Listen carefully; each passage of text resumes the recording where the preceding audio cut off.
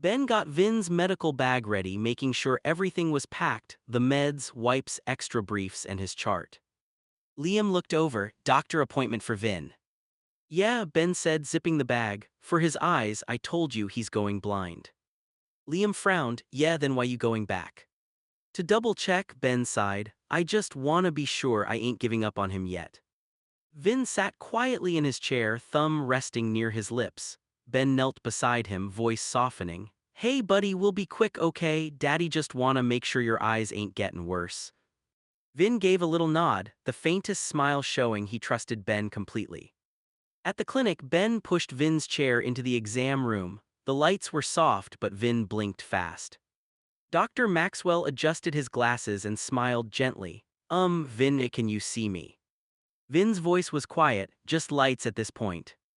Ben swallowed hard and handed over a folder. These are his old medical files, everything from the group home and the last hospital stay. Dr. Maxwell nodded, flipping through the pages. All right, Vin, me and Ben are gonna step out for just a second, okay? Vin nodded slowly, fingers tracing the seam of his blanket. Okay. Out in the hallway, Dr. Maxwell let out a quiet sigh and closed the folder. Ben, he's lucky he's had his eyesight this long, he said softly. Ben frowned. What you mean? The doctor tapped one of the older reports. Right here, it says Sam, aka Vin, was expected to lose his vision before age 14. That's years ago. Honestly, it's surprising he can still see any light at all. Ben ran a hand over his face. So there's nothing else we can do. Dr. Maxwell shook his head. We'll run a few more scans just to be sure, but it's mostly about comfort now, helping him adjust. Ben looked through the small window back at Vin, who was sitting patiently, tracing patterns on his lap. Yeah, Ben whispered, he'd been adjusting his whole life. Ben stepped out of the clinic and leaned against the van. He pulled out his phone and called Liam. Yo bro, Ben said quietly, you ever seen Vin without his glasses? Liam paused. Nah, I met Vin when he was like 23 back when John and Alan were still around. They told me not to let him take 'em off, said it messed with his balance or something, but why you ask? Ben took a breath. Doctor told me he might not have much time left with what little sight he's got, said he was supposed to lose it before he even hit 14. There was silence on the line, then Liam spoke, his voice lower. Damn bro. Yeah, Ben murmured, glancing at Vin in the passenger seat holding his stuffed bear.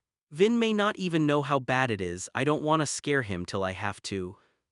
Liam sighed, you do what's right bro, just be gentle when the time comes. Ben nodded, eyes softening as he watched Vin turn toward the light, blinking slow and calm. Always am. Later that night, Ben helped Vin get ready for bed. The room was quiet except for the sound of the wipes and the faint hum of the nightlight. Vin sat still while Ben changed him, then spoke softly. My eyesight, it isn't coming back, is it? Ben froze for a moment, his hands stilling. Truthfully, he said, voice low, you were supposed to lose it by 14. Vin nodded slowly. Ben, I knew that. Ben looked up surprised. You knew? Yeah, Vin said quietly. John and Alan told me. They said you're gonna need supervision 24/7 cause your eyesight might go anytime. So they always made sure someone was by me. Ben swallowed hard, brushing Vin's hair back. Well, they were right about that part too, someone's still gonna be by you me. Vin gave a faint smile. Thank you, Daddy Ben. Always kiddo, always. Liam came out of Tyler's room, closing the door quietly. You told Vin. Ben shook his head. Didn't have to, John and Alan already did years ago. Man, I swear if I could trade places with him I would, just for him to see again, even for a day.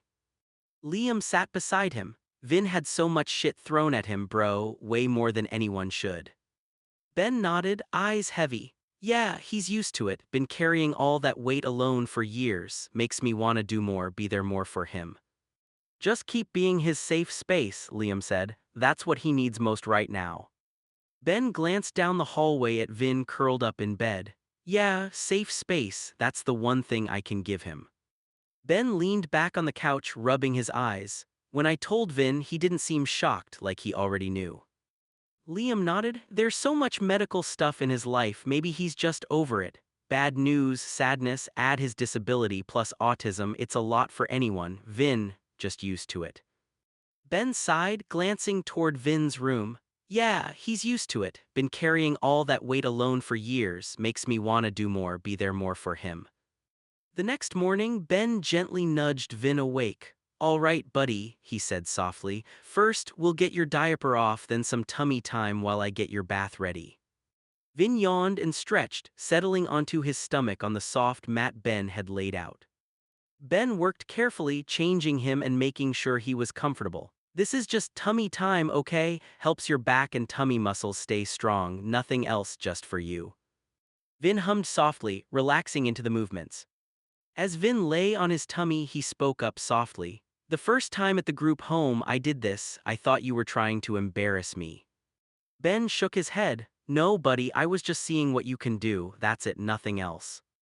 Vin relaxed more, a small smile forming. Oh, okay. That's all, Vin, Ben said warmly, just making sure you're strong.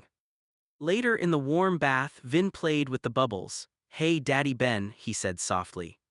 Yeah, buddy, Ben replied, kneeling beside the tub. Thank you, Vin continued, for helping me with meeting my bio family. I know I couldn't have done that without your support. Ben smiled softly, brushing a hand over Vin's shoulder. You didn't have to do it alone, Vin. That's what I'm here for, to help you every step of the way. Vin let out a small sigh, relaxing fully into the water. I'm glad you're here, Daddy Ben. Always, kiddo, always, Ben whispered. Back in Vin's room, Ben carefully arranged the chucks and support pillows. He placed a soft chuck in the diaper as a booster and set up extra cushioning under Vin for comfort and stability. All right, buddy, Ben said softly. Everything's set up so you're safe and comfy, just relax, okay? Vin nodded, sinking into the support. Thanks, Daddy Ben. Always, Vin, everything here is just to help you feel safe and supported. After getting Vin settled, Ben carefully prepared his nightly feed. The tube was connected gently and Vin sat quietly, trusting Ben completely. Almost done, buddy, just relax. This is all to help you feel good and strong, Ben said softly. Once the feed finished, Ben removed the tube, helped Vin into warm pajamas and tucked him in. Thanks, Daddy Ben, Vin murmured. You're welcome, kiddo, sleep tight tonight. Daddy's right here if you need anything. Vin gave a small, contented sigh, letting the warmth and safety lull him toward sleep. Vin's eyes slowly closed, the soft rise and fall of his chest matching the hum of the nightlight. Ben sat quietly beside the bed, thinking about the day, the doctor's news, Vin's quiet bravery, and all the moments of trust Vin had given him. He brushed a strand of hair from Vin's forehead. You did good today, buddy, you really did. The room was still except for Vin's soft breathing. Ben stayed a little longer, making sure Vin was completely comfortable. Finally satisfied, Ben whispered, Sleep tight, Vin, Daddy's right here always. He stood, dimming the lights, leaving the door slightly ajar, a quiet guardian in the shadows, ready for whatever tomorrow would bring.